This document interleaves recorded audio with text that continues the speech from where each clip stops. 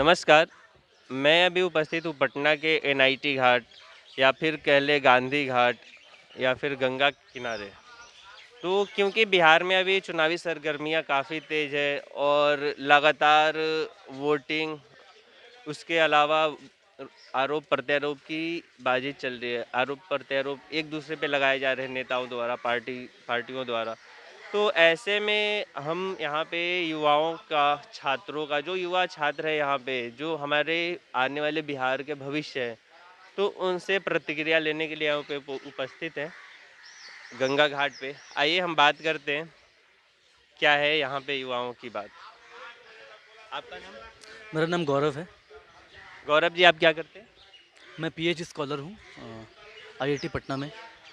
तो आप बताइए, आपका वोट जो है वो किस बिहार पे होने वाला है? आप किसको वोट देना चाहते हैं और उसका पीछे का कारण क्या है?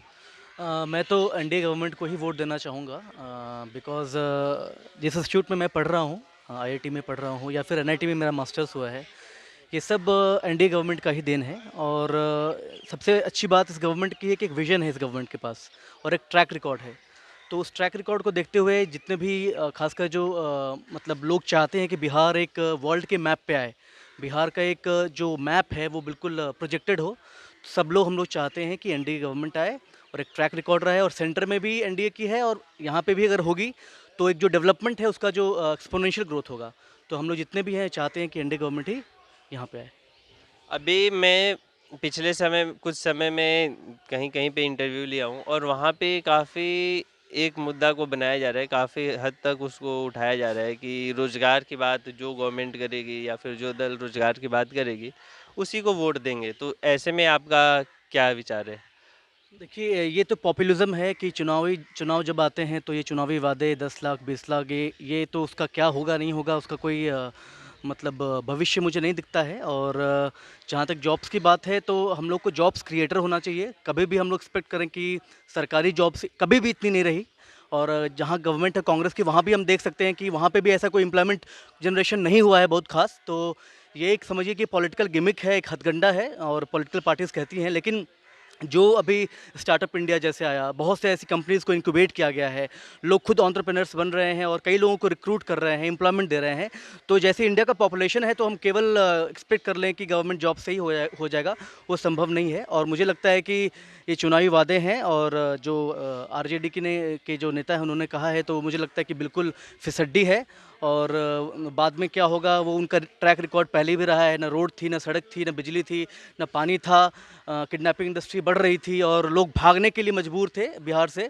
तो उनके बात पे तो हम विश्वास नहीं कर सकते। उनका खुद का एजुकेशन आप देख सकते हैं कि he is not even matriculation pass. तो इसीलिए उनसे तो हम एक्सपेक्ट नहीं कर सकते हैं। लेकिन जो गवर्नमेंट ने डिलीवर किया है, हम बिहार आज देख रहे हैं, ये एनआईटी घाटी हम देखें अगर तो पहले नहीं था।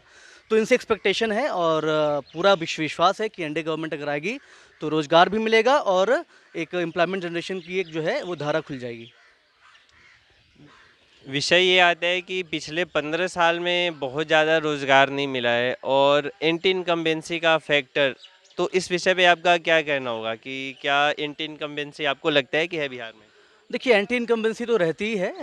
हर 5 साल के बाद वो टेस्ट होता है। लेकिन जो 15 साल अगर पहले का देखें और ये 15 साल ये जो अभी रहा है एनडीए का, दोनों को अगर हम कंपेयर करें तो ज़मीन आसमान का फ़र्क है। तो एंटी इनकम्बेंसी भी है, लेकिन लोग के पास अल्टरनेटिव नहीं है कि हम किसको चूज़ करें। वैसे आदमी को चूज़ करें जो ऑलरेडी एक जिसका ट्रैक रिकॉर्ड है, जिसने डिलीवर किया है, या फिर ऐसा जो बिल्कुल उनकी भाषा भी ऐसी है, उनकी जो आज 21st सेंचुरी में आज का युवा कुछ और दिखना चाहता है, वही कास्ट, वही सारा कुछ।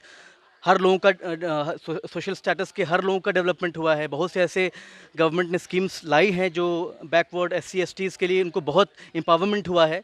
तो केवल बोलना और करना दोनों में धरातल का और आसमान का फ़र्क होता है। इसीलिए मुझे लगता है कि मतलब एनडीए गवर्नमेंट ही मोस्ट सूटेबल गवर्नमेंट होगी और युवाओं को लगता है कि that will be the most efficient government. जी, धन्यवाद गौरव जी।